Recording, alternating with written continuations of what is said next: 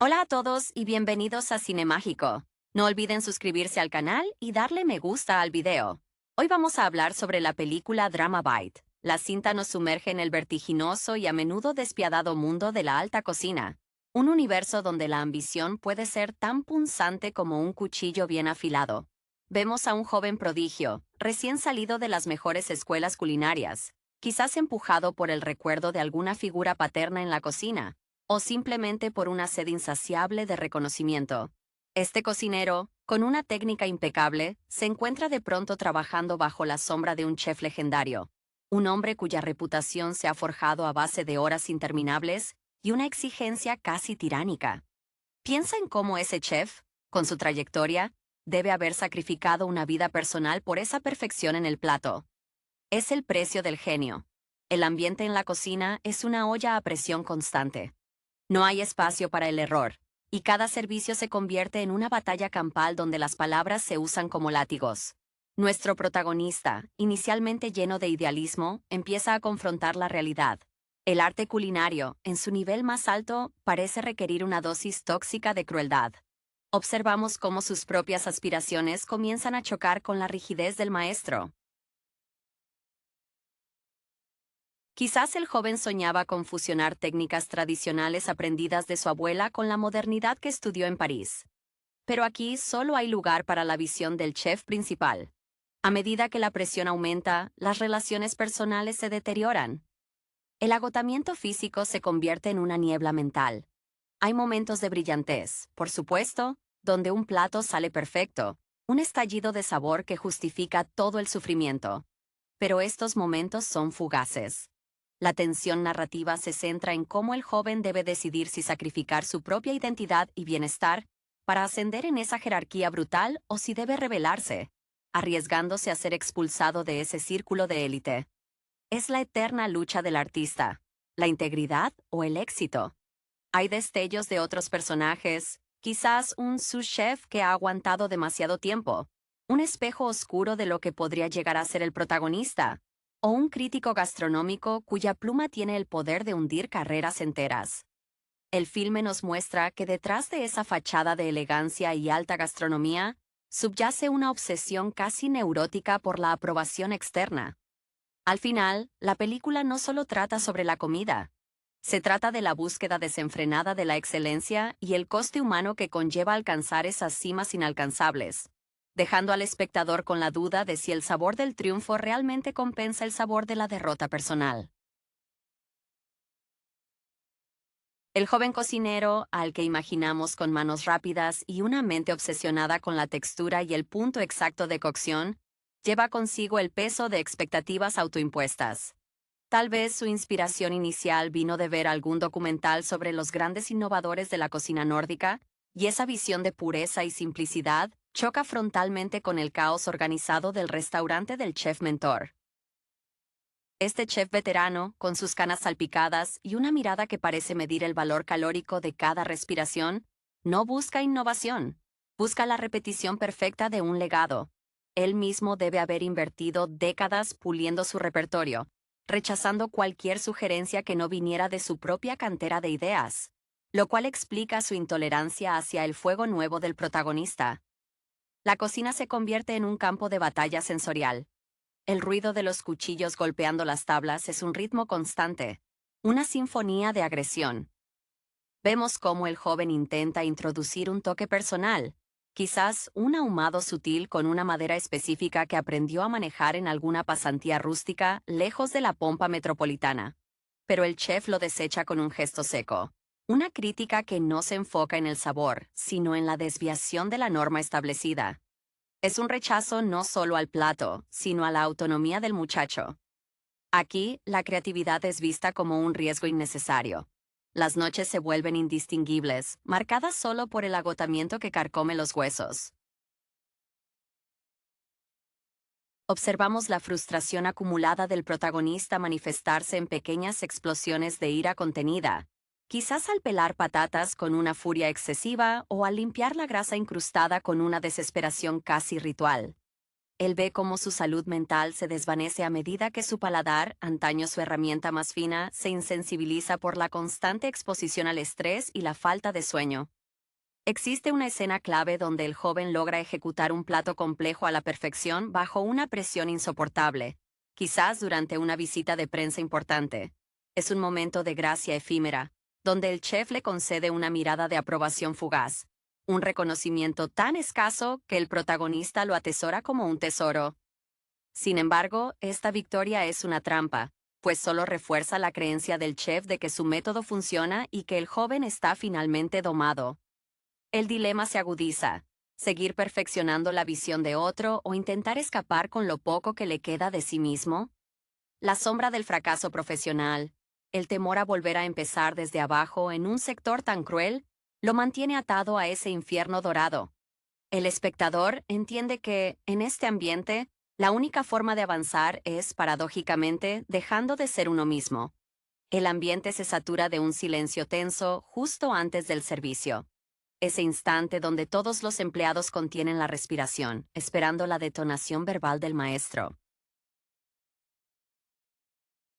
El chef principal, cuyo nombre resuena con prestigio en guías internacionales, no necesita gritar. Su decepción se transmite a través de una mirada gélida o un suspiro de exasperación que parece pesar más que un plato de hierro fundido. Imaginamos que este hombre forjó su imperio culinario después de un periodo de vagabundeo por cocinas asiáticas o sudamericanas, buscando técnicas que nadie más conocía. Un conocimiento que ahora utiliza como arma para mantener a raya a sus subordinados. Nuestro protagonista, en cambio, experimenta un retorno constante a la duda. Sus logros académicos, las medallas ganadas en concursos universitarios, se sienten ahora como adornos huecos. La realidad del restaurante es que el conocimiento teórico se pulveriza ante la práctica implacable. Hay una escena sutil donde el joven observa al chef mentor interactuar con un proveedor de quesos artesanales. La reverencia y el conocimiento profundo que el mentor demuestra en ese contexto ajeno a los fogones revelan una sofisticación intelectual que el cocinero joven aún no posee. Es la diferencia entre saber cocinar y ser un maestro del ecosistema alimentario. La relación con los compañeros también sufre estragos. El sous chef, quizá un hombre que ha dedicado 15 años a esa misma cocina, se ha convertido en una figura cínica y resignada. Él le advierte al joven, con frases cortas y cargadas de amargura, que el fuego lento del resentimiento es lo que verdaderamente cocina a la gente en ese lugar. La camaradería se rompe bajo la presión. Todos son competidores por la aprobación del tirano. El protagonista se encuentra a menudo solo, practicando mentalmente secuencias de emplatado durante sus escasas horas de sueño, reviviendo errores y ensayando defensas. El clímax emocional se aproxima cuando el joven intenta presentar una carta de postres completamente suya, inspirada en los sabores de su niñez, algo dulce y nostálgico que contrasta con la frialdad geométrica de los postres actuales del local. El chef lo permite, pero solo como una prueba. Al probarlo, la reacción no es ira, sino una especie de lástima condescendiente. Es comestible, dice el maestro, utilizando la palabra más devastadora posible en ese contexto. Pero no es mío, y por lo tanto, no es suficiente. Esta frase es el punto de quiebre, donde el protagonista comprende que su única vía de escape no es la perfección dentro de ese sistema, sino la destrucción del sistema para poder construir algo propio sobre sus cenizas, aunque eso signifique renunciar a la fama que tan cerca parecía estar. La búsqueda de la excelencia se revela como una jaula dorada que solo acepta una forma, y esa forma no es la suya. El peso de esa palabra, comestible, resuena en el joven con la fuerza de un gong en una catedral vacía. Es la aniquilación sutil del ego. Él había puesto su alma, su memoria más tierna encapsulada en azúcar y fruta, y el maestro lo había reducido a un simple estado de pasabilidad. Es en ese momento de derrota, sin embargo, donde parece nacer una nueva claridad. El protagonista recuerda las palabras de algún mentor anterior, quizás un chef francés tradicionalista que le enseñó la reverencia por el producto, quien le decía que el verdadero chef no sirve a un menú, sino a un ideal de sabor. Este choque de filosofías es lo que dinamita la estructura interna del joven. La tensión ya no es solo externa, con el chef gritándole. Se ha internalizado, transformándose en una lucha nocturna contra su propia mano temblorosa al intentar cortar una juliana perfecta. Empieza a observar al chef mentor con una nueva lupa, notando las grietas en su armadura, el ligero temblor en su mano al servir el vino más caro, la forma en que evita el contacto visual con su esposa cuando ella lo visita esporádicamente. El genio, se da cuenta, también está atrapado, prisionero de su propia mitología. Su inspiración, esa búsqueda obsesiva de la perfección, se ha petrificado en rutina y miedo al cambio. El joven comienza a jugar con el fuego de manera más inteligente. Ya no presenta sus ideas abiertamente para ser aplastadas. Empieza a experimentar en los márgenes de su trabajo asignado, utilizando ingredientes sobrantes o durante los silenciosos momentos antes del amanecer. Escondido, desarrolla una técnica de fermentación que aprendió leyendo viejos manuales que el chef principal consideraba reliquias polvorientas. Este trabajo clandestino es su verdadero acto de rebeldía, un espacio privado donde su creatividad florece sin permiso. Siente un júbilo casi infantil al lograr un sabor profundo y terroso que el restaurante, con su enfoque en lo fresco y lo efímero, jamás se atrevería a explorar. La relación con el crítico gastronómico se vuelve significativa. El joven recuerda una reseña pasada donde el crítico elogiaba un restaurante pequeño y rústico que valoraba la autenticidad por encima de la técnica. Esta reseña se convierte en un mapa hacia la libertad. La escena final, o el punto de inflexión, ocurre durante una cena de servicio agotadora. El joven, viendo una oportunidad, modifica sutilmente un plato secundario que va destinado a la mesa del crítico, introduciendo su fermentado secreto como un toque marginal. No busca la aprobación del jefe, busca dejar una huella indetectable, una firma en la oscuridad. El desenlace sugiere que, al renunciar a la necesidad de ser validado por el sistema, irónicamente, es cuando su verdadera voz culinaria se vuelve audible. Aunque esto signifique dejar el reluciente y opresivo plato principal de esa cocina para encontrar su propio pequeño fuego donde cocinar lo que realmente importa. La huella dejada en el plato del crítico no es una explosión, sino un susurro prolongado que el paladar experto no puede ignorar. El ambiente del restaurante se vuelve denso. El joven espera la tormenta sabiendo que su acto, aunque pequeño, es una traición capital. El chef mentor, al revisar la comanda, no nota la alteración inmediatamente, pero algo en la estructura del sabor de ese plato en particular lo inquieta. Es una nota grave, una resonancia que no pertenece a su sinfonía habitual, lo cual lo irrita profundamente, pues odia lo desconocido en su propia casa. Días después, la reseña aparece. No es un ataque directo a la cocina del mentor, sino un elogio melancólico a lo que falta: la alma, la sorpresa genuina. El crítico menciona esa nota inesperada, casi silvestre, que redime la rigidez del plato. El chef principal sabe, sin que se lo digan, quién es el responsable. El enfrentamiento es inevitable, pero no ocurre con gritos, sino con esa quietud aterradora que precede a la expulsión. El mentor mira al joven, no con rabia, sino con una profunda decepción, como si hubiera presenciado la rotura de un cristal irreemplazable. Has roto la línea, le dice, refiriéndose a la disciplina inquebrantable que él impuso. Es la constatación de que el alumno ha elegido su propio camino, aunque ese camino implique el ostracismo. El acto de despedida es silencioso. El joven empaca su cuchillo favorito, quizás un regalo de su abuela que había permanecido guardado, por temor a usarlo sin la aprobación del jefe. Al salir, la cocina parece más pequeña, menos imponente. No hay arrepentimiento por la fama perdida, sino una sensación de ligereza al liberarse del peso de la expectativa ajena. Ahora enfrenta el vacío, la temida realidad de empezar de cero, pero con una diferencia crucial. Ya no busca un asiento en la mesa de los dioses, sino construir su propio fogón. El epílogo nos sitúa meses después.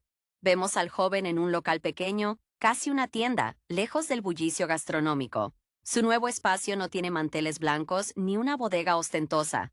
Huele a tierra, a levadura y a especias que él mismo ha tostado. Su menú es corto, cambiante, dictado por lo que encuentra en el mercado local esa mañana. La cámara se centra en él sirviendo un plato sencillo a un puñado de clientes que han venido buscando precisamente esa nota silvestre que el crítico alabó. Hay una sonrisa genuina, cansada pero satisfecha. El mentor, en un gesto que rompe su propia rigidez, aparece una noche en su local, sin avisar, vestido de civil. No hay reconciliación explícita, solo se sientan en la barra. El joven les sirve una pequeña degustación de su nueva creación. El mentor prueba, mastica lentamente y, por primera vez en toda la película, asiente sin decir una palabra. No es un perdón, sino un reconocimiento entre dos artesanos que entienden que el verdadero sabor reside a veces en la desobediencia. El viaje ha terminado, no en la cima de la montaña del mentor, sino en la satisfactoria planicie de la propia creación. El ambiente en el nuevo y diminuto local del protagonista es una antítesis del anterior universo aséptico y controlado. Aquí, el aire vibra con el murmullo cómodo de clientes que se sienten bienvenidos, no juzgados. Las paredes están adornadas con bocetos de recetas y recuerdos de viajes, un testimonio visual de la libertad recién conquistada. El joven chef, ahora con una barba incipiente y las manos curtidas por el trabajo duro y no por el estrés, supervisa la cocina abierta.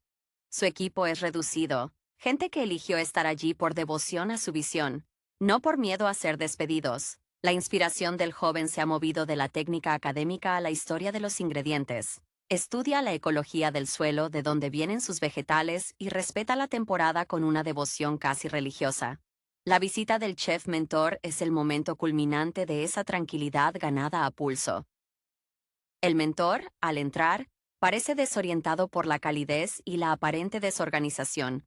Su traje oscuro contrasta con los tonos terrosos del lugar. El silencio que se instala cuando el joven le sirve el plato es denso, cargado con años de competencia y respeto tácito. El plato que le ofrece no es una réplica de su antigua cocina, sino una expresión pura de su nueva filosofía. Quizás un caldo profundo, clarificado, donde la simplicidad esconde una complejidad de cocción lenta y paciencia infinita, con ese toque de fermentación que fue su llave de escape. Cuando el mentor prueba el caldo, la reacción es notablemente distinta a cualquier emoción que el joven le haya visto antes. No hay juicio, sino una inmersión total en el sabor. Para el maestro, acostumbrado a la adrenalina del servicio de 100 comensales por noche, detenerse a saborear algo tan medido y profundo es un acto de vulnerabilidad. El asentimiento final es más que una aprobación, es la capitulación de un dogma. Reconoce que el camino del joven, aunque distinto, ha llegado a una verdad culinaria tan válida como la suya, lograda sin la necesidad de ejercer tiranía. El encuentro concluye sin un abrazo ni palabras de perdón, pues el lenguaje de esos hombres es el del plato. El mentor se retira tan silenciosamente como llegó, dejando tras de sí no un vacío, sino una especie de bendición tácita. El protagonista, al volver a su trabajo, se da cuenta de que el verdadero éxito en la alta cocina no se mide por las estrellas Michelin, sino por la capacidad de alimentar a otros mientras se alimenta a uno mismo. La película se cierra con una toma de la mano del joven, ya no temblorosa, sino firme, cortando hierbas frescas. Ha dejado de intentar dominar la cocina para aprender a convivir con ella, encontrando, al fin, el sabor verdadero de su propia historia en el plato. El aroma a hierbas frescas y la leve humedad del pequeño local contrastan con el recuerdo del aire viciado y metálico del anterior templo gastronómico. El joven, ahora un hombre afianzado en sus convicciones, observa cómo sus clientes, gente común que busca autenticidad, se inclinan sobre sus platos con una devoción casi íntima.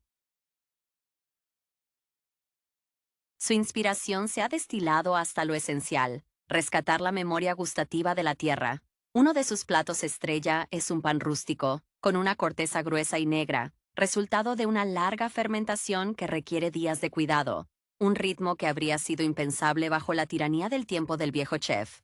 El mentor, al marchar tras ese fugaz momento de comunión culinaria, se lleva consigo el peso de su propio legado. Se le puede imaginar volviendo a su cocina impecable, pero ahora con una fisura invisible en su coraza. Quizás esa noche, al probar uno de sus propios menús diseñados para la perfección estéril, encuentre un vacío, la ausencia de esa nota silvestre que no supo apreciar plenamente o que prohibió. Su carrera, basada en el control absoluto, se enfrenta a la verdad incómoda de que el arte, para evolucionar, necesita el caos controlado de la juventud y la transgresión. El protagonista, por su parte, ha integrado su pasado como cicatriz y no como herida abierta. Recuerda las lecciones de técnica del maestro, no para imitarlas, sino para saber exactamente qué romper. Su ambición ya no es la de figurar en las guías, sino la de ser indispensable para el pequeño círculo de personas que confían en él. Hay una escena en la que un joven aprendiz, visiblemente agotado y asustado, le pregunta si el ambiente siempre es tan duro. El protagonista le sonríe, cansado, y le dice que la dureza reside en querer cocinar lo que no es tuyo. Le ofrece un trozo de su pan fermentado, no como recompensa, sino como un acto de enseñanza, mostrando cómo la paciencia y el riesgo producen un resultado infinitamente más gratificante que la obediencia ciega. La película se desvanece no con una gran celebración, sino con un plano medio del chef trabajando solo al caer la tarde. Está limpiando su mesa de trabajo, sus movimientos son lentos y deliberados. Ha cambiado la velocidad frenética por la precisión meditada. La batalla por el reconocimiento ha sido reemplazada por la satisfacción del oficio cumplido. El verdadero éxito, sugiere el narrador, no es escalar al pináculo de una pirámide impuesta, sino encontrar el suelo firme donde uno puede plantar y cosechar sus propias ambiciones. El sabor final es el de la autonomía. El acto de limpiar la mesa de trabajo al final del día se ha transformado en una meditación para el joven chef. Cada pasada de paño es un borrado simbólico de las impurezas, no solo la grasa residual, sino también el miedo a la crítica y el deseo de impresionar. Su nueva paleta de colores no son los rojos vibrantes de la carne marcada a fuego vivo que dominaban la cocina anterior, sino los tonos ocres, marrones y verdes profundos de los vegetales de temporada y las conservas artesanales. Ha aprendido que la belleza en la cocina, cuando es auténtica, no necesita gritar. Es un eco que resuena en el comensal mucho después de que el plato ha desaparecido. Su relación con el producto se ha vuelto íntima. Ya no compra con el presupuesto y la marca de su antiguo jefe. Visita a los pequeños productores, regateando menos por el precio y más por la historia detrás de la cosecha. En una escena reveladora, se le ve hablando con una anciana agricultora sobre la luna y el momento óptimo para recolectar ciertas hierbas. Esta conexión directa con la fuente de vida de sus ingredientes nutre su creatividad de una manera que las recetas impresas y estandarizadas jamás pudieron. Es la realización de que la verdadera maestría no es replicar, sino honrar el origen. El fantasma del chef mentor sigue presente, pero domesticado. El joven ya no se compara, utiliza el recuerdo de esa rigidez como un ancla para recordar por qué eligió la libertad. A veces, al enfrentarse a una nueva técnica o ingrediente, se pregunta, ¿qué haría el maestro? Y la respuesta siempre es la misma, pero ahora invertida. Él lo rechazaría por ser demasiado rústico o incierto. Esta inversión le da la confianza para abrazar lo incierto y lo rústico. La película concluye con un plano secuencia que recorre su pequeño restaurante durante el servicio de la cena. No hay gritos, solo órdenes claras, murmullos de satisfacción y el sonido rítmico de un mortero machacando especias. El joven, al mirar a su pequeño equipo, ve no subordinados, sino co-creadores. La luz cálida baña el ambiente, sugiriendo que, aunque el camino hacia la cumbre de la fama puede ser más rápido y visible, la verdadera plenitud se encuentra en construir un refugio sólido desde el cual nutrirse a uno mismo y a los demás. Ha renunciado al aplauso universal por la resonancia sincera de unos pocos, y en esa renuncia reside su triunfo más dulce y duradero. El resonar del mortero se convierte en la nueva banda sonora de la vida del joven chef, un contrapunto meditativo al estruendo caótico que una vez definió su existencia profesional. Ahora, la cocina es un espacio de descubrimiento compartido. Observamos a uno de sus nuevos ayudantes, un chico que luce la misma inseguridad inicial que él cargaba, intentar dominar la compleja paciencia que requiere la cocción lenta de un legumbre ancestral. El protagonista se acerca, no con desprecio, sino con la sabiduría de quien ha pagado un alto precio por el conocimiento. Le explica que la prisa no solo arruina el sabor, sino que traiciona al ingrediente. Es la enseñanza inversa. No cómo ser perfecto, sino cómo ser paciente. La filosofía del nuevo restaurante se consolida en la transparencia radical. No hay cocinas ocultas ni secretos guardados bajo llave. Los comensales pueden ver cómo se tratan las materias primas, cómo se respeta cada etapa del proceso. Esta honestidad desarmante es la antítesis del engaño sutil y la grandilocuencia que caracterizaban al restaurante del mentor. El joven ha comprendido que el verdadero lujo no reside en la rareza de un producto, sino en la verdad de su preparación. El eco del mentor se desvanece lentamente. Se rumorea que el chef de renombre ha comenzado a experimentar con un menú más ligero, quizás influenciado por esa única visita, pero el joven no lo sigue de cerca. Su foco está en el presente de su propia pequeña empresa. Un día, llega una carta anónima. No es una crítica, ni una felicitación, sino una simple remesa de semillas raras, enviada desde un lugar lejano. El sobre no tiene remitente, solo una caligrafía firme y conocida. El protagonista sonríe, entendiendo el mensaje. El maestro, sin poder renunciar a su papel de mentor, le ha ofrecido un nuevo reto botánico, un nuevo campo de juego donde la técnica se encuentra con la pura posibilidad. El plano final no es sobre un plato espectacular, sino sobre la mano del chef, ahora completamente en calma, plantando esas semillas en una pequeña maceta improvisada detrás del local. La luz del atardecer no es dramática, sino suave y prometedora. La película no resuelve el conflicto entre dos escuelas de cocina, sino que afirma que el éxito no es un destino fijo, sino un proceso continuo de crecimiento y adaptación. El sabor de la vida, al fin, es el de la tierra que uno mismo ha elegido cultivar. El gesto de plantar las semillas se convierte en un ritual diario, una pausa sagrada en medio del frenesí del servicio. El joven chef cuida esas plantas raras con una dedicación que antes reservaba para evitar la ira del maestro. Ahora, el riesgo no es la humillación pública, sino la posibilidad de que una helada inesperada destruya el fruto de su esperanza.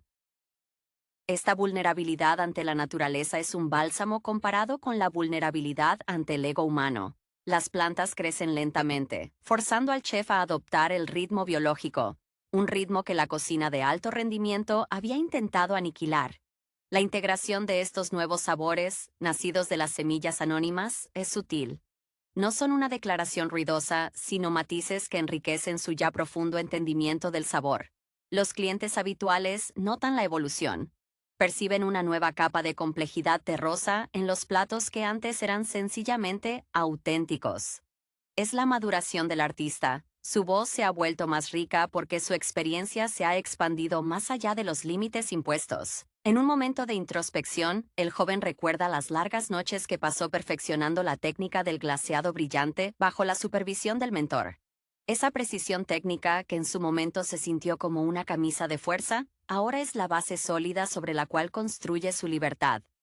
Entiende que el maestro, a su manera torcida y exigente, le enseñó disciplina, aunque su intención fuera la sumisión.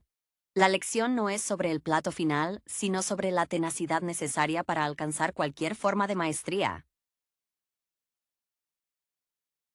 La película se cierra con una escena que encapsula su nueva identidad. Un cliente le pregunta sobre la procedencia de un ingrediente particularmente singular.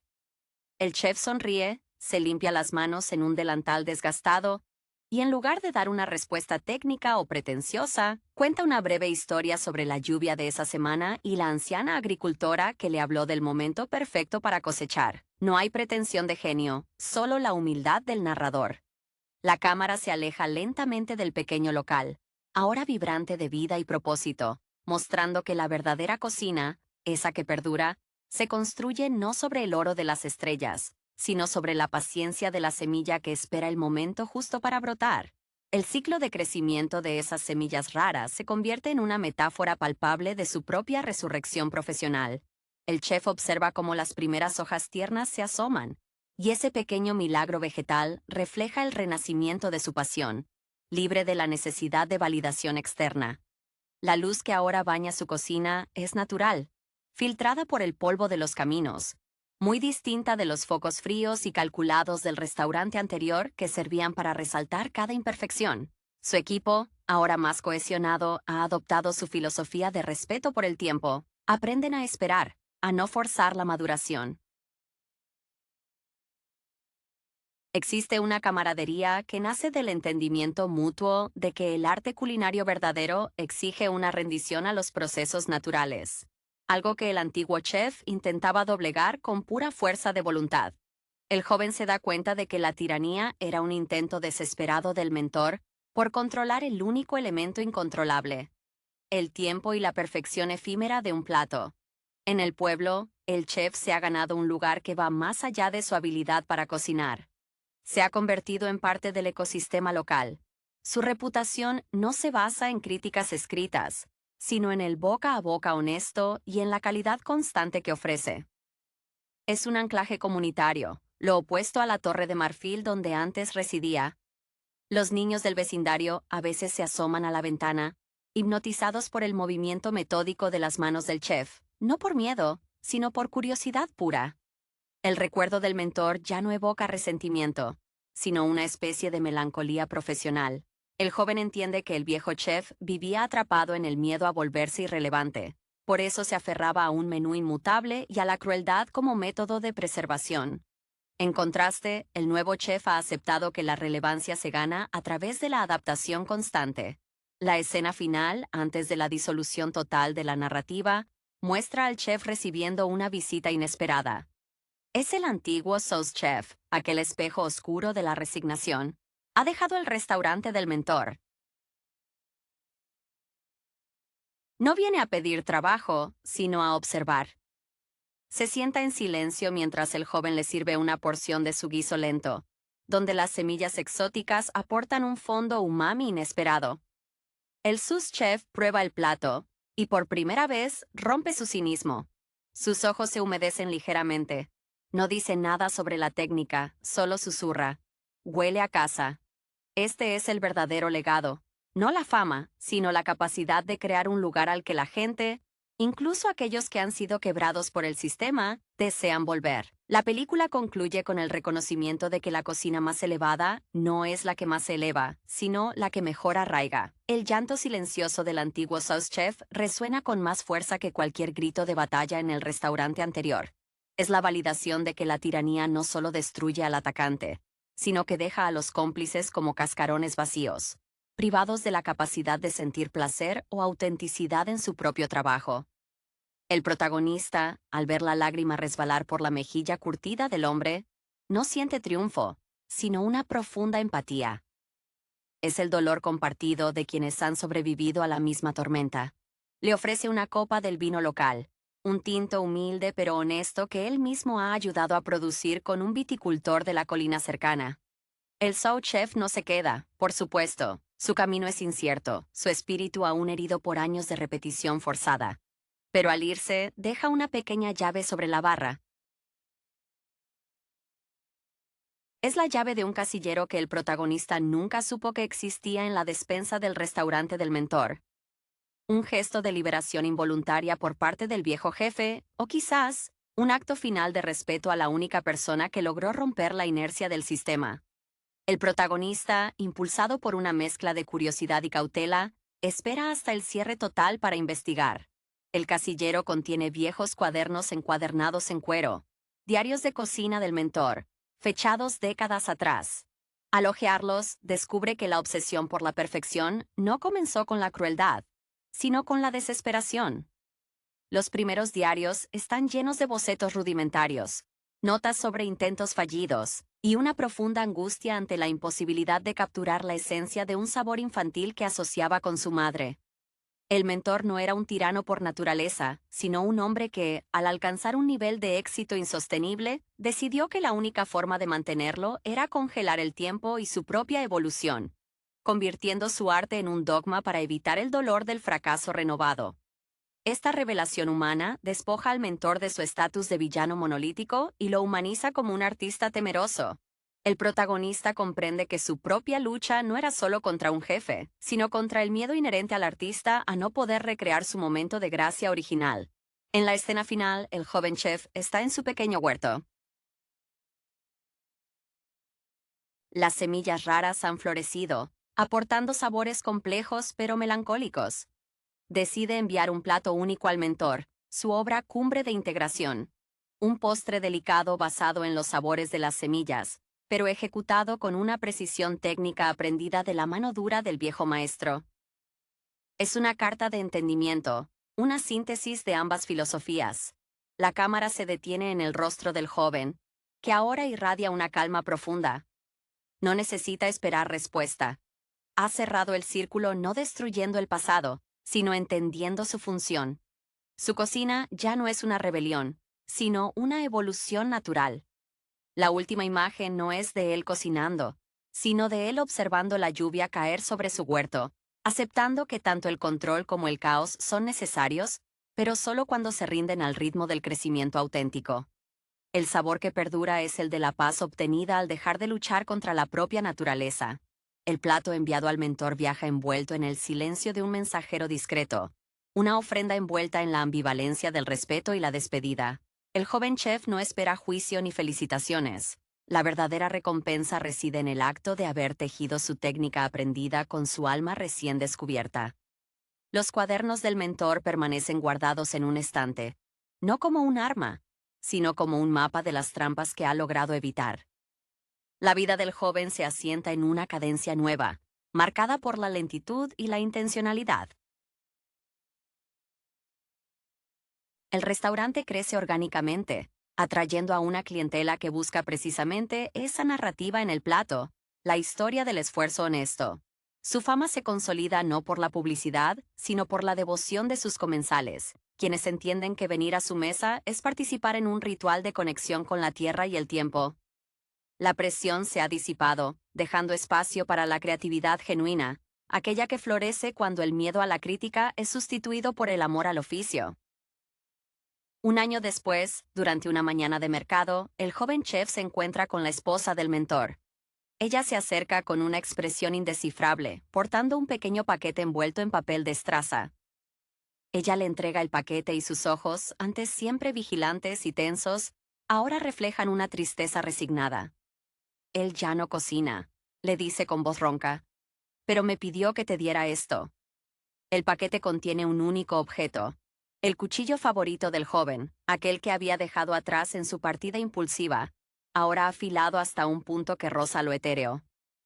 Adjunto hay una nota breve, escrita con la caligrafía firme pero cansada de los cuadernos encontrados. No se rompe la línea, se traza una nueva. Este gesto final es el verdadero punto de inflexión emocional. No es perdón, sino la transferencia tácita del testigo. El mentor ha reconocido que el dominio no es posesión, sino la capacidad de inspirar una nueva dirección. El joven sostiene el cuchillo, sintiendo su peso familiar, ahora imbuido de la gravedad de su nuevo entendimiento. Es el símbolo perfecto de su viaje. La herramienta de su opresión se convierte en el instrumento de su libertad continuada. La escena final se desarrolla en la noche de clausura del restaurante del joven. No hay fiesta ruidosa. El chef, junto a su pequeño equipo, se sienta a compartir una comida sencilla con los productos de su huerto. El ambiente es de serena finalización, no de fracaso. El protagonista levanta su copa hacia sus compañeros y dice, con una voz clara y tranquila, «Hemos cocinado lo que somos, y eso es suficiente». La cámara se aleja, mostrando el letrero iluminado por una simple bombilla. No hay estrellas, no hay guías visibles, solo el nombre del chef. El verdadero éxito culinario, sugiere la imagen, no es el reconocimiento externo que obliga a la conformidad, sino la paz interior que permite la creación continua. El ciclo se cierra. La duda ha sido reemplazada por la certeza, y el miedo, por el profundo y sabroso placer de la propia autoría.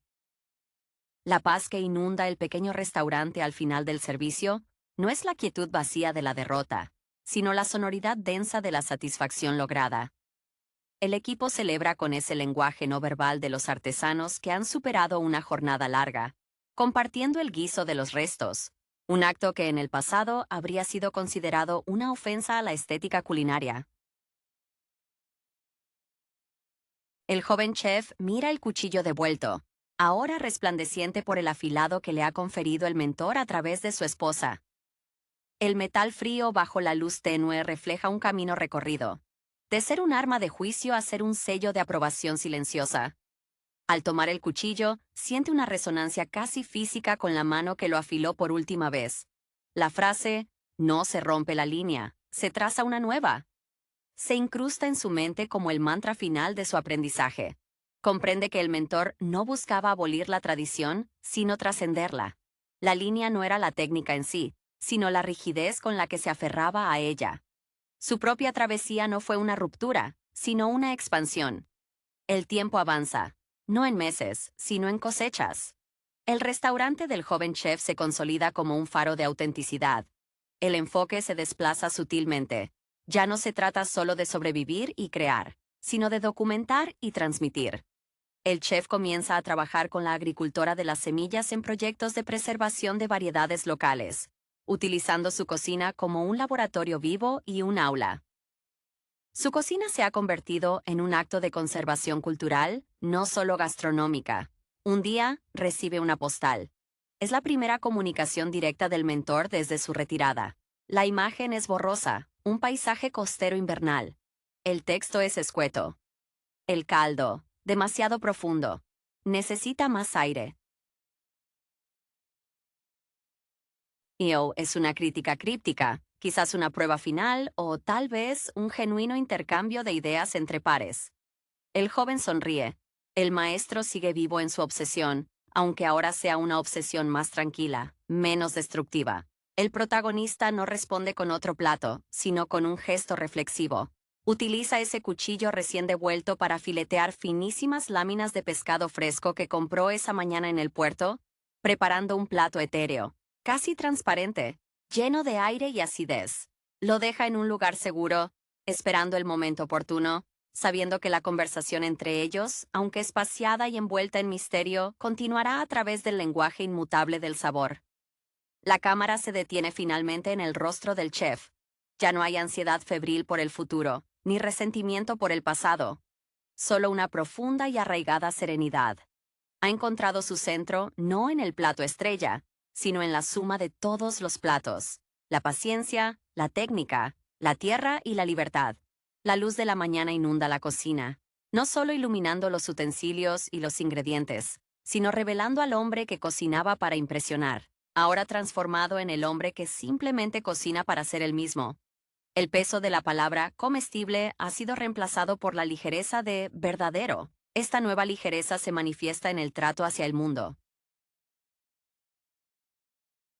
Ya no siente la urgencia de justificar sus decisiones. Cada elección, desde la temperatura del horno hasta el momento exacto de añadir sal marina, está sustentada por una convicción interna, no por un manual externo. La cocina, antaño campo de batalla, se ha convertido en un santuario donde la única ley es la honestidad del ingrediente. La colaboración con la agricultora evoluciona hacia una sociedad de conocimiento mutuo. Ella le enseña los ritmos olvidados del campo. Él le muestra cómo el refinamiento técnico puede honrar la rusticidad de su cosecha. Juntos, están creando una microbiblioteca de sabores casi extintos, un acto de resistencia culinaria contra la uniformidad global. El miedo a la extinción de las viejas formas de hacer las cosas es lo que verdaderamente une a estos dos artesanos. Ella con la tierra, él con el fuego. El cuchillo devuelto se convierte en su herramienta principal. Su hoja, pulida por las manos del mentor, ahora porta las huellas invisibles de su propio recorrido. Cuando lo empuña, ya no siente la presión de la maestría, sino la responsabilidad de la continuidad. Es un objeto que encapsula la dualidad de su vida, la disciplina heredada y la libertad conquistada. La respuesta al mentor, ese plato etéreo de pescado con aire y acidez, no se envía inmediatamente. El chef espera, sabiendo que la comunicación genuina requiere un tiempo de infusión, como un buen vino. Se dedica a perfeccionar ese plato durante semanas, ajustando las micropinceladas de sabor hasta que siente que captura no solo la técnica del maestro, sino su propia paz recién adquirida. Es su confesión culinaria. Un diálogo silencioso que trasciende la necesidad de proximidad física. Un día, la esposa del mentor regresa, no como mensajera, sino como clienta. Llega sola, temprano, pidiendo sentarse en la barra para ver el proceso. Pide el plato del pescado. Mientras come, no hay lágrimas, sino una calma profunda en su rostro. Ella asiente lentamente al terminar y, al entregar una nota, le confiesa. Él leyó la carta, la que enviaste hace meses. Dijo que finalmente entendiste que el aire es lo que sostiene el peso. El chef sonríe, una sonrisa ancha y sin reservas que ilumina todo su rostro cansado. El ciclo no se ha cerrado con un final dramático, sino con una aceptación mutua de caminos paralelos. El mentor ha encontrado su aire en la distancia, y el joven ha encontrado su profundidad en la tierra.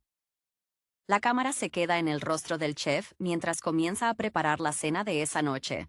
Sus manos se mueven con una gracia que es a la vez técnica y natural, un testimonio viviente de que la verdadera cumbre no es un punto estático, sino el equilibrio constante entre la memoria y el horizonte. La cocina es ahora un lugar donde la desobediencia da fruto, y el sabor es, inequívocamente, el de la autonomía ganada.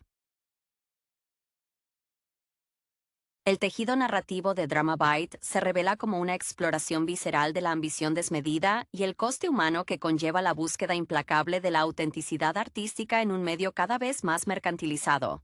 La película, desde sus primeros fotogramas, establece un tono de melancolía subyacente, una neblina constante que parece reflejar el estado anímico de sus protagonistas.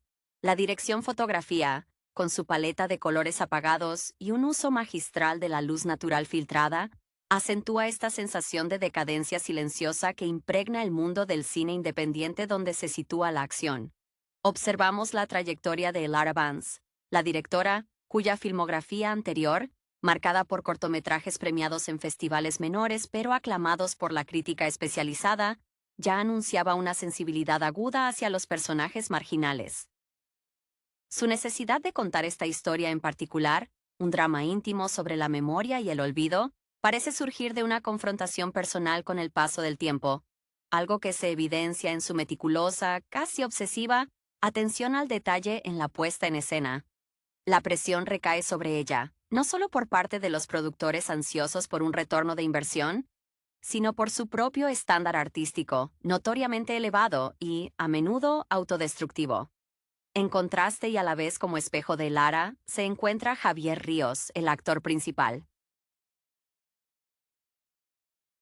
La carrera de Ríos siempre ha oscilado entre el éxito comercial fugaz y una búsqueda constante de papeles desafiantes que le permitieran demostrar su rango interpretativo, influenciado notoriamente por la escuela de actuación del Actors Studio a la que se adhirió tras su formación inicial en Madrid. Su compromiso con el personaje de Mateo, un exmúsico que lucha contra el deterioro cognitivo, es palpable.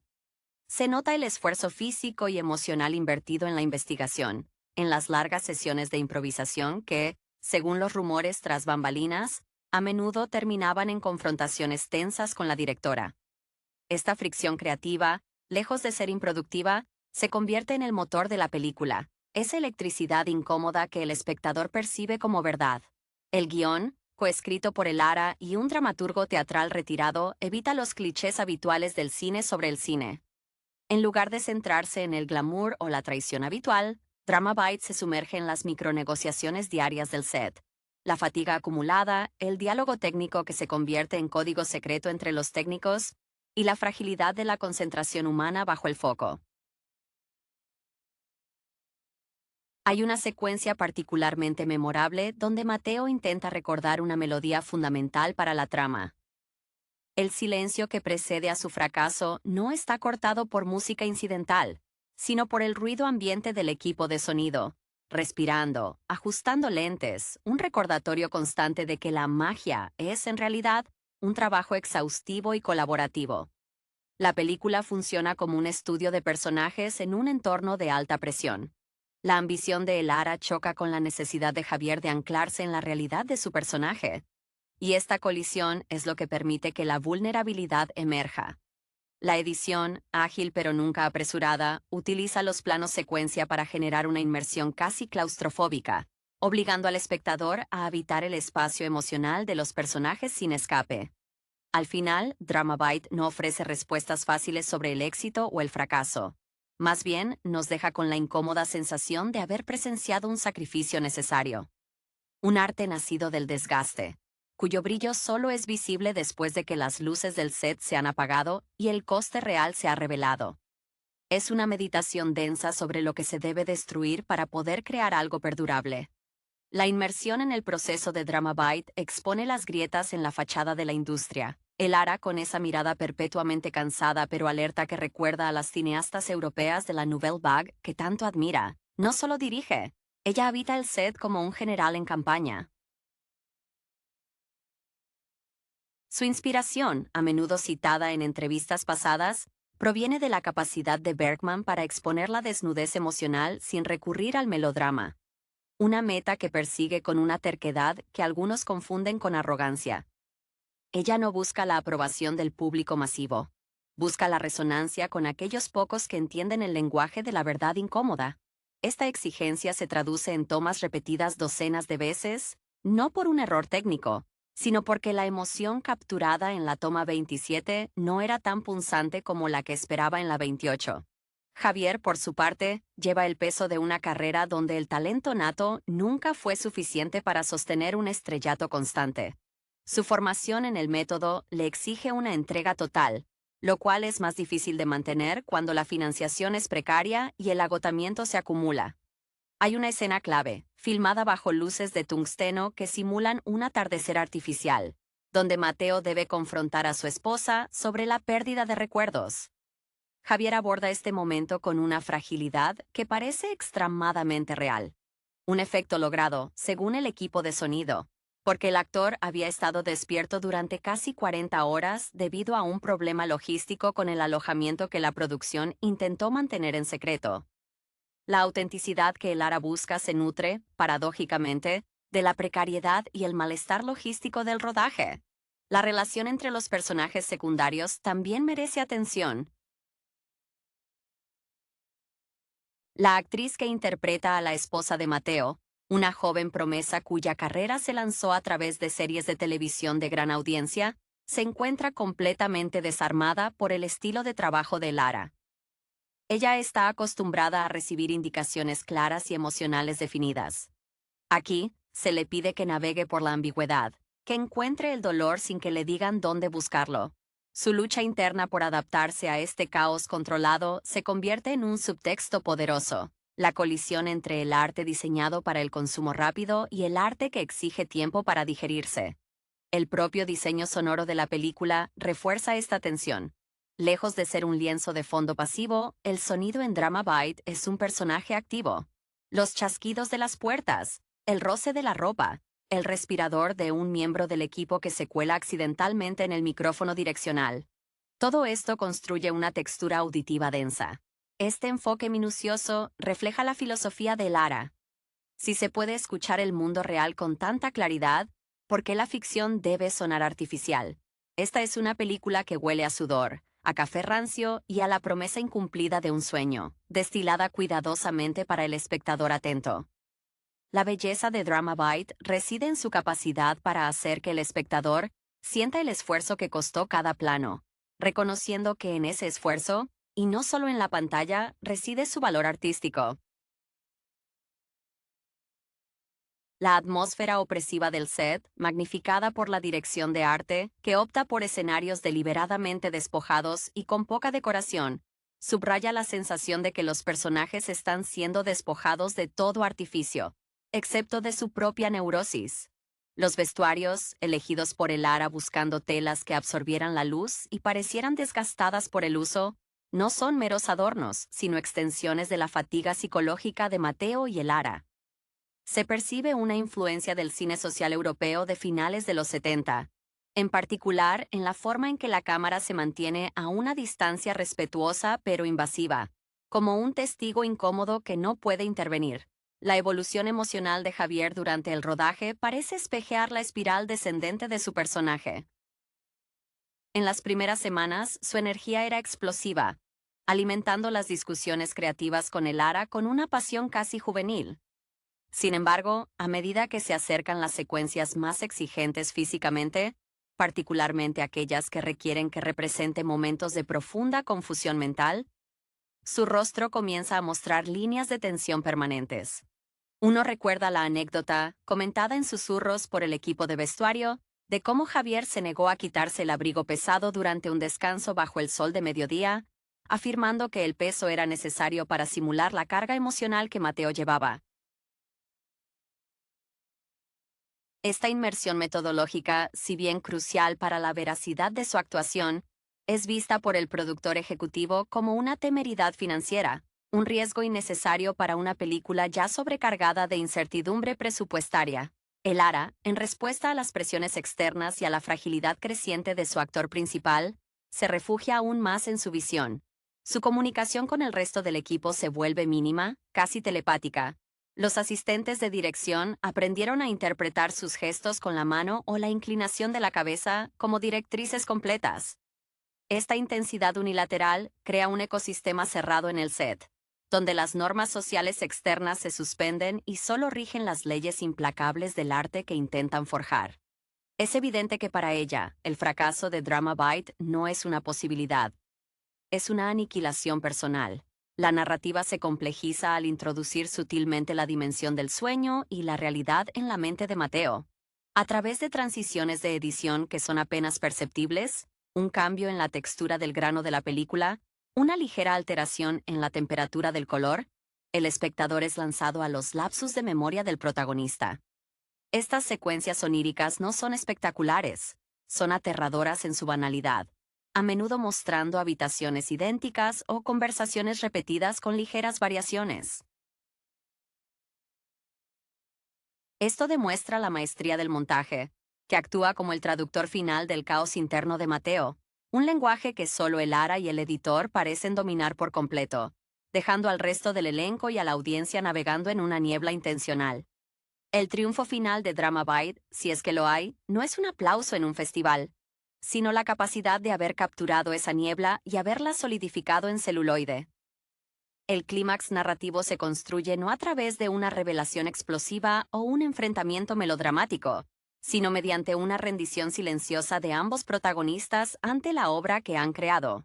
Hacia el final del rodaje, la energía febril inicial ha sido reemplazada por una apatía profesional que, curiosamente, resulta ser el estado más cercano a la verdad que buscaban.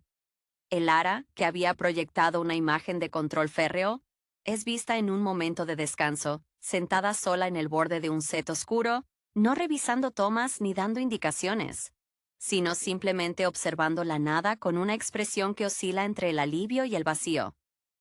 Esta quietud es interpretada por el equipo como la confirmación de que la película había absorbido toda su reserva vital. Javier, habiendo completado su arco emocional más profundo, experimenta un regreso lento y doloroso a su propia identidad. Los días posteriores al rodaje de las escenas finales muestran al actor físicamente exhausto, pero con una claridad en la mirada que había estado ausente durante meses. Su admiración por el Ara se transforma, en ese momento, en algo más parecido al respeto hacia un cirujano que ha realizado una operación necesaria pero traumática. Es significativo que el diálogo final entre Lara y Javier no sea sobre la interpretación o el éxito futuro, sino sobre banalidades prácticas, la hora del vuelo, la entrega de vestuario, un regreso forzoso a la realidad prosaica que contrasta violentamente con la intensidad vivida en el set. La recepción inicial de Drama Bite, vista a través de los ojos de los personajes en la postproducción, añade otra capa de tensión. Los primeros visionados para los inversores son tensos. Se nota la incomodidad de aquellos que esperaban un drama más accesible o con momentos catárticos más claros. El productor, acostumbrado a las métricas de éxito predecibles, expresa su preocupación sobre la falta de ganchos comerciales. El Ara responde con una calma gélida, argumentando que el gancho reside precisamente en la negación de la gratificación fácil. Esta dicotomía es el verdadero conflicto postproducción. ¿Puede el arte purista, nacido del agotamiento y la verdad incómoda, sobrevivir en un ecosistema que exige entretenimiento empaquetado? Finalmente, la película, al ser presentada en un festival de prestigio, un guiño a la carrera que el Ara siempre anheló, se convierte en un espejo de su propia creación.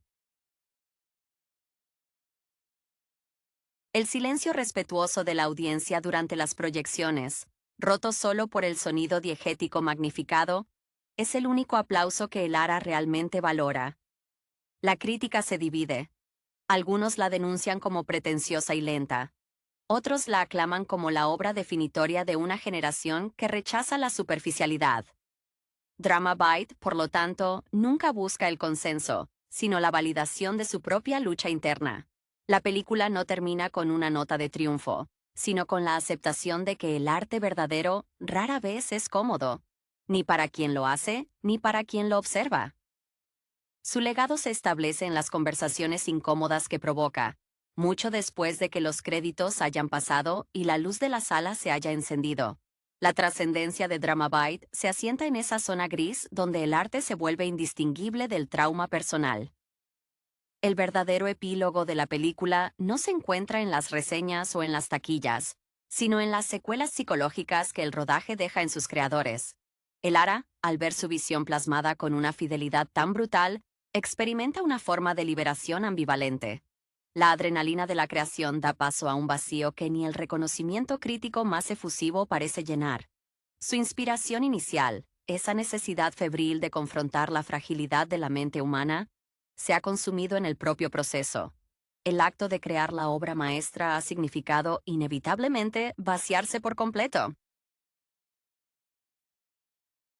Su ambición, antes proyectada hacia el futuro, se repliega hacia una introspección forzada, donde la próxima película parece una montaña imposible de escalar sin un nuevo sacrificio. Javier, por su parte, necesita un periodo de descompresión prolongado. El haber habitado la mente de Mateo, el músico que pierde su identidad a través del deterioro cognitivo, le obliga a reconstruir los límites de su propio yo. Los meses siguientes al rodaje están marcados por un retiro casi monacal.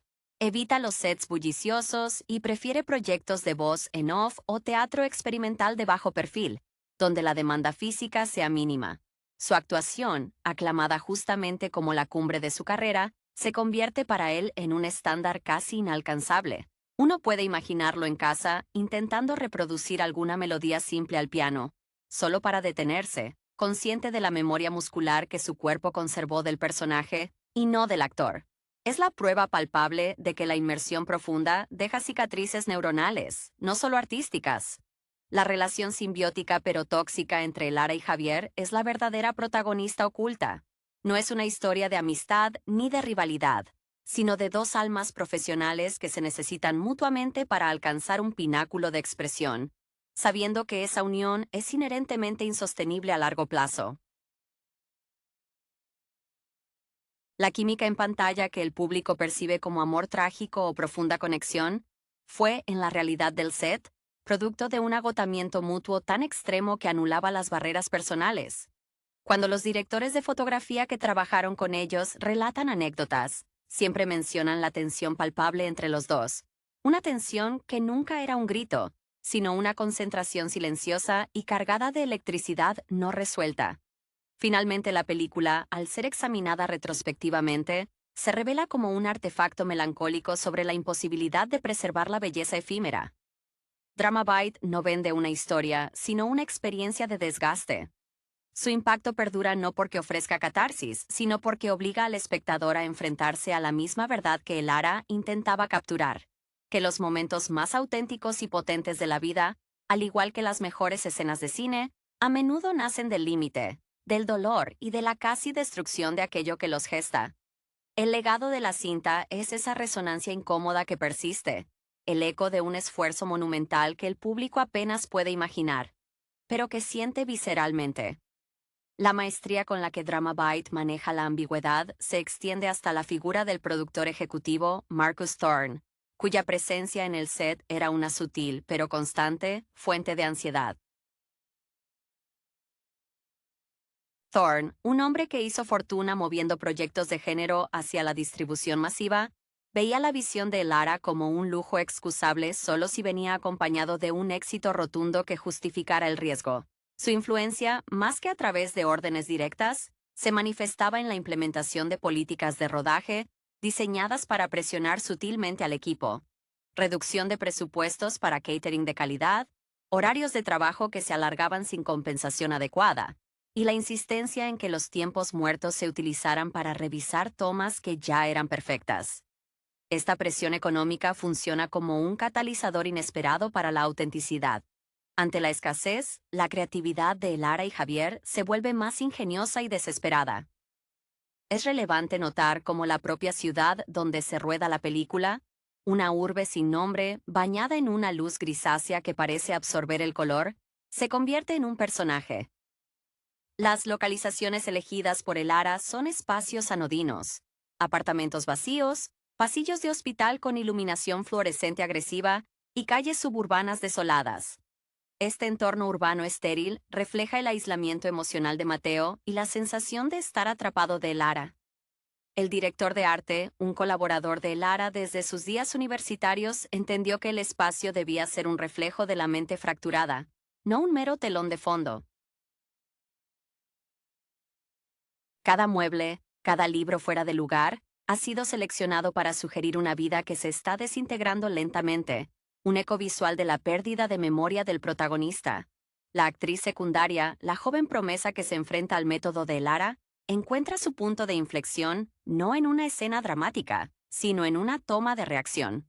Se supone que debe observar a Mateo mientras éste tiene un episodio de confusión. Inicialmente su reacción es de preocupación dramática ensayada. El Lara detiene la filmación y en lugar de dar notas sobre la emoción, simplemente le pide que piense en el peor error que cometió en su vida y que se imagine no poder recordarlo jamás. Este giro conceptual permite a la joven actriz despojarse de su técnica televisiva y acceder a una vulnerabilidad cruda. El resultado en pantalla es escalofriante. Un instante de horror puro y egoísta ante el espejo del sufrimiento ajeno. Un momento que se convierte en la justificación de todo el esfuerzo invertido por el Lara en mantener la integridad artística. Al final, Drama Bite se establece como un monumento a la colaboración tortuosa. No es una película sobre la memoria, sino sobre la arquitectura necesaria para excavar esa memoria. El director de fotografía, al describir el rodaje, mencionó que trabajar con el Lara era como grabar en un volcán activo. Te arriesgas a ser quemado, pero la lava que produces es la sustancia más pura de la Tierra. La película es, en esencia, un acto de alquimia cinematográfica. Tomar la frustración, la falta de sueño, el ego herido y el dinero escaso, y transformar todo ese residuo industrial en una pieza de arte conmovedora y duradera. Su éxito no se mide en premios, sino en la cicatriz que deja en la conciencia del espectador, obligándolo a cuestionar la facilidad con la que consumimos las historias de otros. El eco de las conversaciones en el set, aquellas grabadas accidentalmente por los micrófonos direccionales, se convierte, en la mente del espectador informado, en una banda sonora oculta de Drama Bite. Se cuenta que, durante la postproducción, el editor principal, un veterano conocido por su trabajo en documentales de guerra por su capacidad para encontrar el ritmo en el caos, luchó intensamente para justificar la inclusión de ciertos ruidos ambientales persistentes. Había momentos, confesó en una entrevista filtrada, donde el sonido de la respiración agitada de Javier Ríos, tomada fuera de toma por un error de marcación, era más emotivo que el diálogo escrito. El Lara, sin embargo, defendió estos errores con una tenacidad que rayaba en la obstinación, insistiendo en que el sonido genuino era el ancla que impedía que la interpretación de Javier se deslizara hacia la teatralidad vacía. Este enfoque en la verdad auditiva es un componente clave de la inmersión, un desafío a las convenciones del sonido pulido de Hollywood. La trayectoria de Lara Vance se ve irrevocablemente alterada por este proyecto.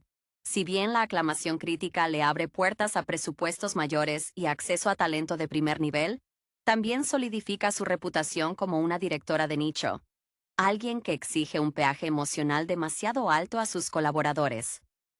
Los actores de renombre, aunque tentados por la promesa de un papel transformador, ahora sopesan cuidadosamente el coste de someterse al rigor de su visión. Esta paradoja define su futuro. El éxito artístico extremo la aísla de la facilidad del éxito comercial. Ella se convierte en la encarnación de la pureza artística, una posición envidiada pero difícilmente sostenible dentro de la maquinaria de la industria. Javier Ríos, al abrazar el papel de Mateo, no solo ganó un premio, sino que también pareció sacrificar parte de su propia ligereza. Su compromiso se percibe en la manera en que sus entrevistas posteriores al estreno se vuelven más escuetas, menos dadas a la broma. La gente del medio comenta que su expresión facial adquirió una permanencia de melancolía que no se disipa, como si la capa de deterioro cognitivo del personaje se hubiera fusionado con su propia piel. El viaje de Javier es el reverso del viaje de Lara. Ella encuentra su voz al borde de la autodestrucción del proyecto. Él encuentra el límite de su propia resistencia personal al ejecutar esa visión. El reconocimiento que recibe es un tributo a su capacidad de dejarse desmantelar. La secuencia final de la película, donde Mateo mira fijamente un objeto que no puede identificar, un juguete de infancia, un anillo, es el punto de inflexión emocional. La cámara se aleja muy lentamente, revelando no solo su rostro desconcertado, sino también la presencia de Lara, difusa en el fondo, observando a través del cristal de una ventana, separada pero inseparable del sufrimiento capturado.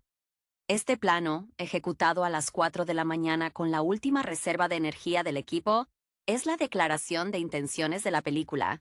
No es una celebración del triunfo sobre la enfermedad, sino un acto de documentación sobria sobre el instante exacto en que la identidad se rompe.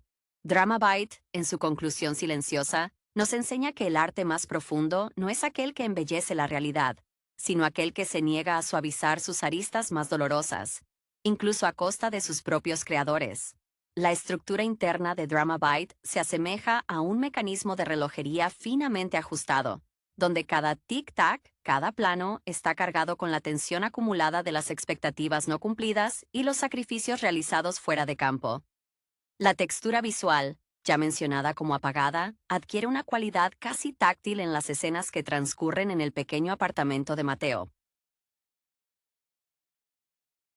El director de fotografía, influenciado por el realismo sombrío de los fotógrafos documentales, utilizó lentes antiguos que introducían ligeras aberraciones y un halo sutil en las fuentes de luz, simulando no solo un deterioro visual en la percepción del personaje, sino también el desgaste de la propia película como medio físico al ser proyectada repetidamente.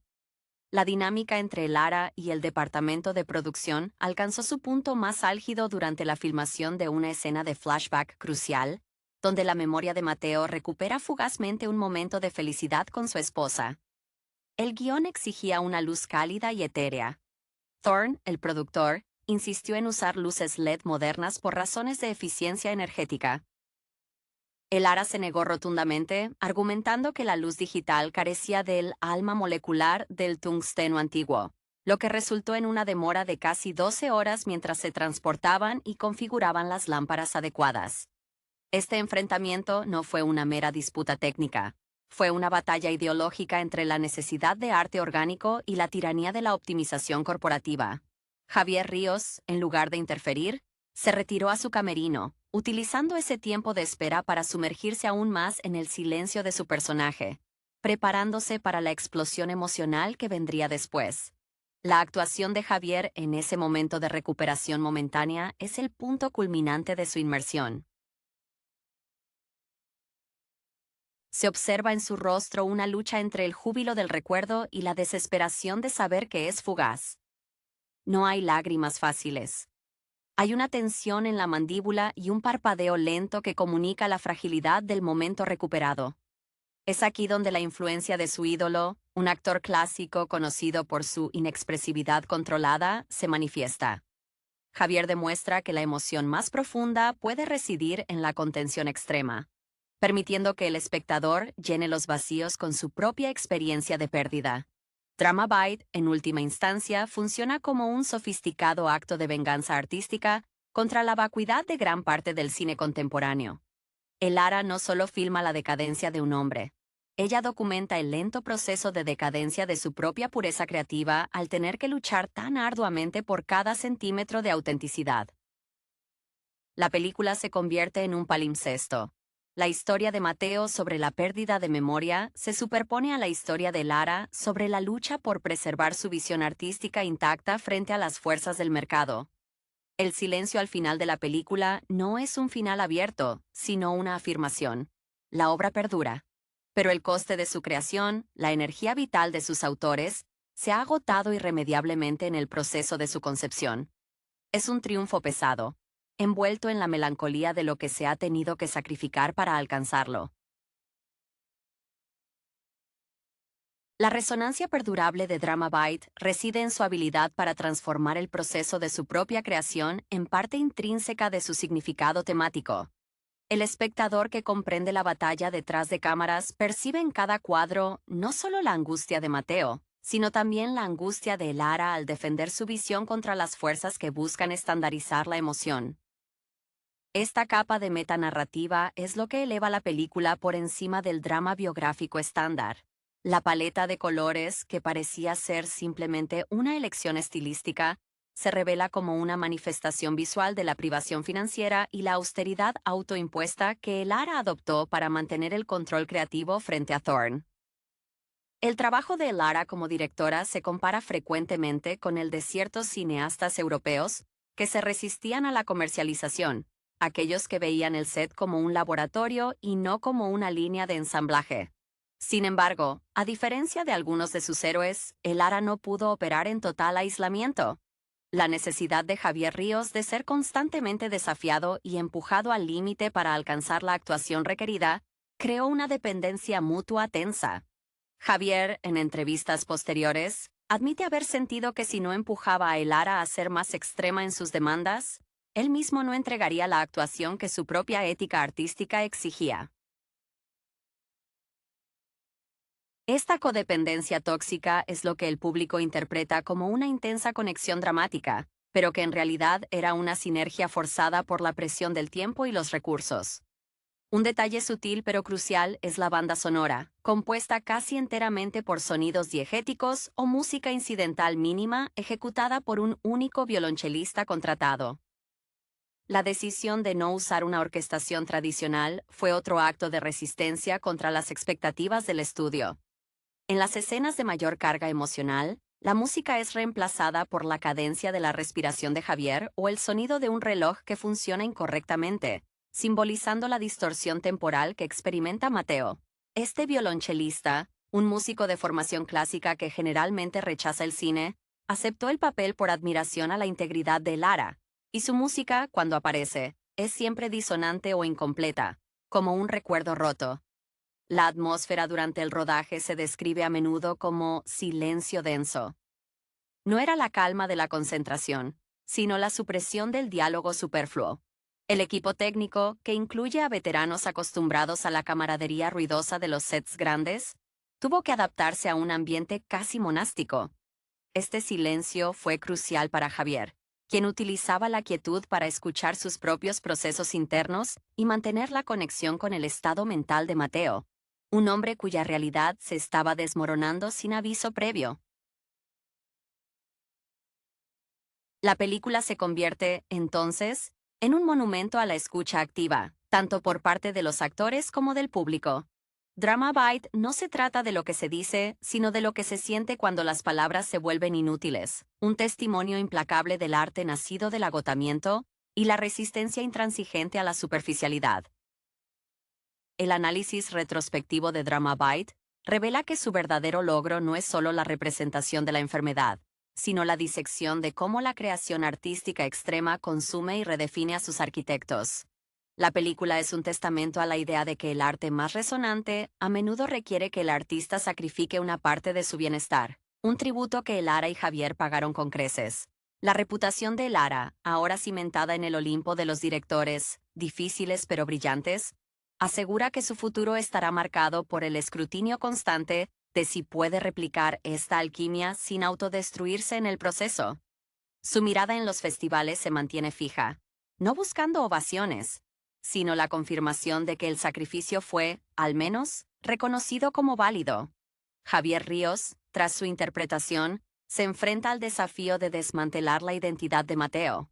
El público ve al actor laureado, pero en privado, su equipo cercano comenta sobre los tics nerviosos que adoptó durante el rodaje y que tardaron meses en desaparecer.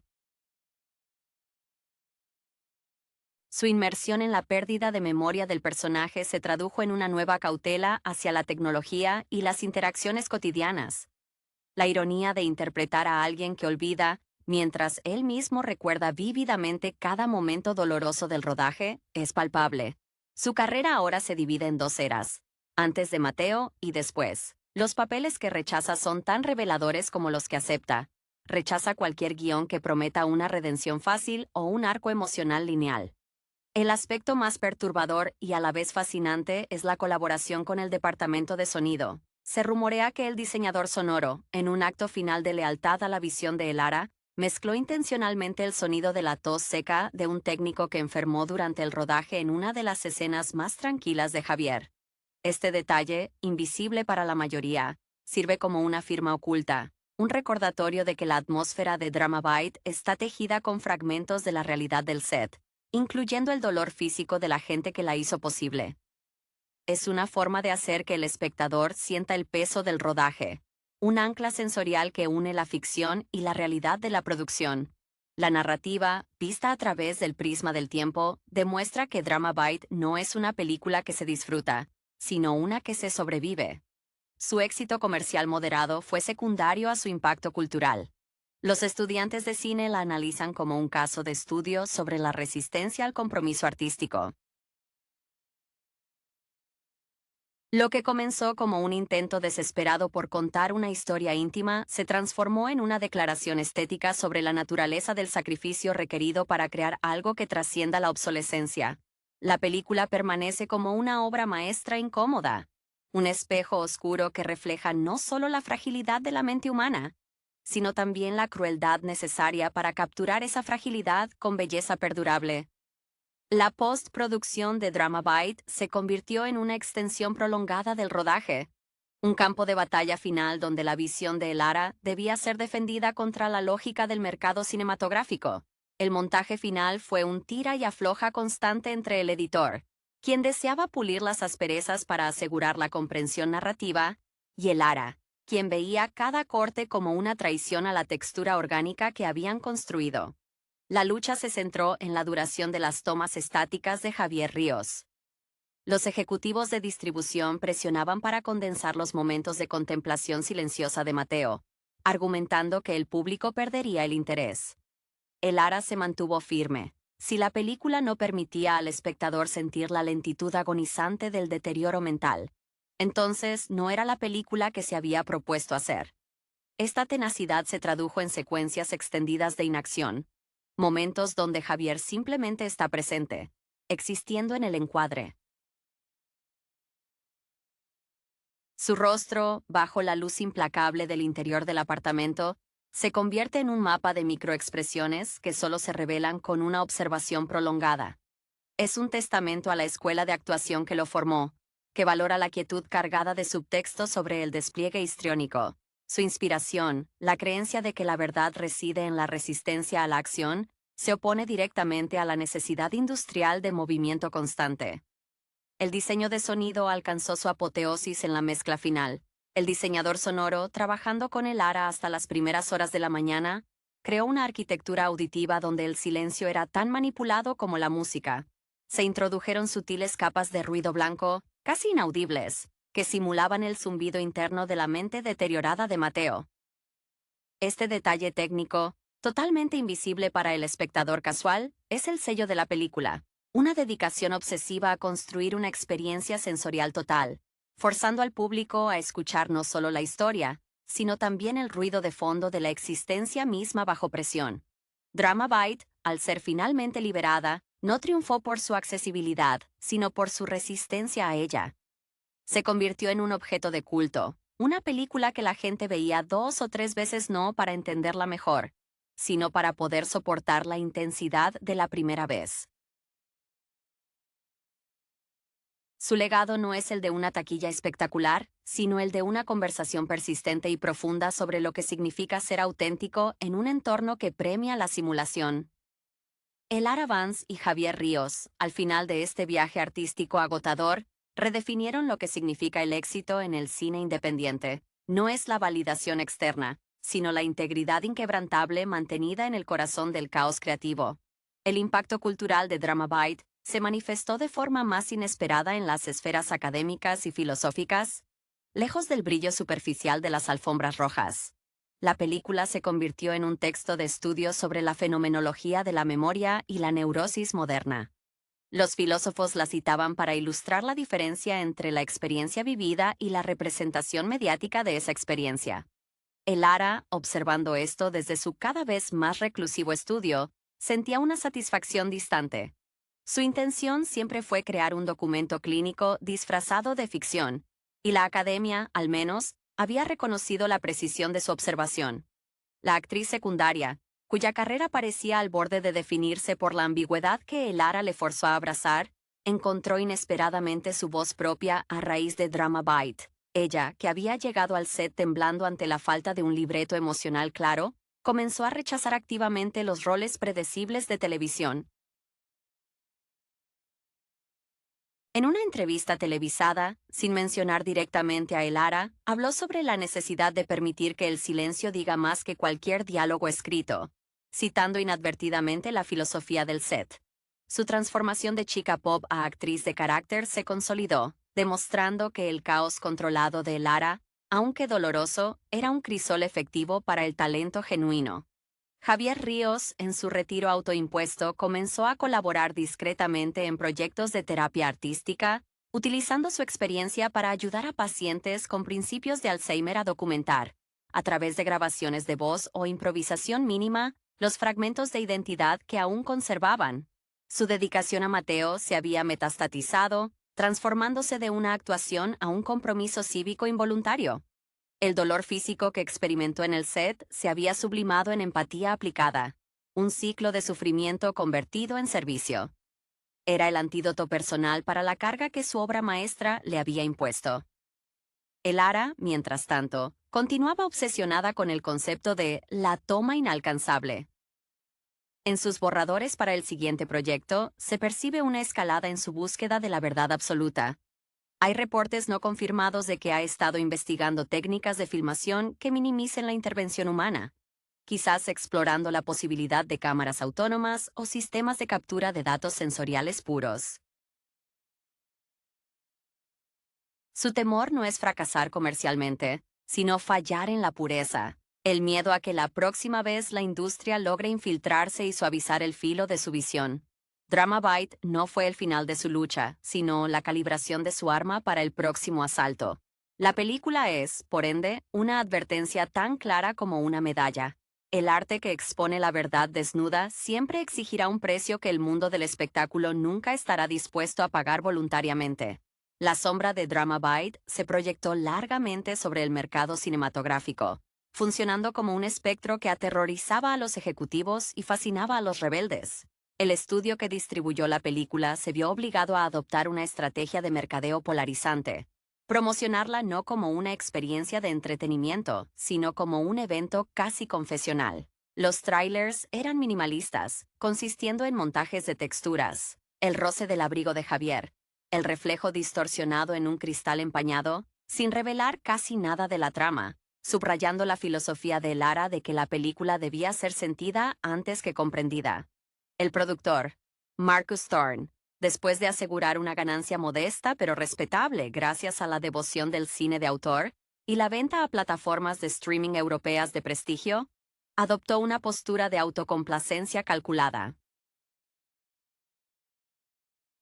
Se atribuyó públicamente parte del éxito artístico, aunque en círculos cerrados confesaba que la película era un ejercicio de vanidad caro, que había salido bien por pura suerte y la obstinación irracional de su directora. Su miedo principal ahora era que el aura de Lara contaminara sus futuras producciones más rentables. Era más fácil asociarse con ella que someterse a ella. El director de fotografía, cansado de luchar contra la oscuridad y el desgaste físico que implicaba